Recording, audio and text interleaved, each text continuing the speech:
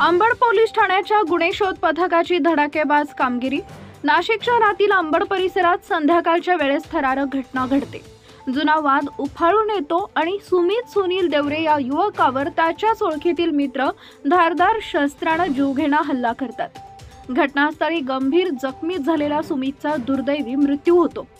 हे देखील पुरेसे नव्हते, आरोपी घटनास्थळावरून पळ काढताना एका निष्पाप नागरिकाला हत्याराचा धाक दाखवून त्याची मोटरसायकल हिसकावून फरार होतात। या घटनेची माहिती मिळताच अंबड पोलीस ठाण्याचे गुन्हे शोध पथक सतर्क होतं।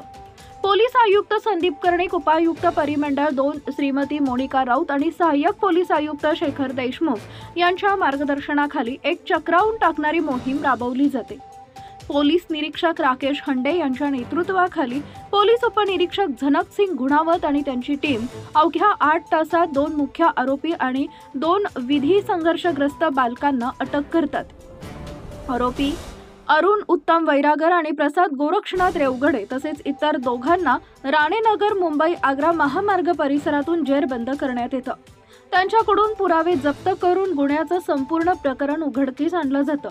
ही कामगिरी अंबड पोलीस ठाण्याच्या धाडसाचं आणि कर्तव्यनिष्ठतेचं उत्तम उदाहरण ठरली आहे। या मोहिमेत पोलीस उपनिरीक्षक नितीन फुलपगारे, संदेश पाडवी आणि त्यांच्या सहकार्यांनी अहोरात्र मेहनत घेऊन अंबड परिसरात पुन्हा एकदा नागरिकांचा पोलिसांवरील विश्वास वाढवलाय। सदर प्रकरणाचा पुढील तपास पोलीस निरीक्षक सुनील पवार करत आहेत। नाशिक पोलिसांची ही वेगवान आणि प्रभावी कारवाई गुन्हेगारांसाठी इशारा ठरली आहे।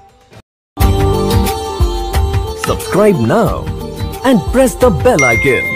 Never miss an update.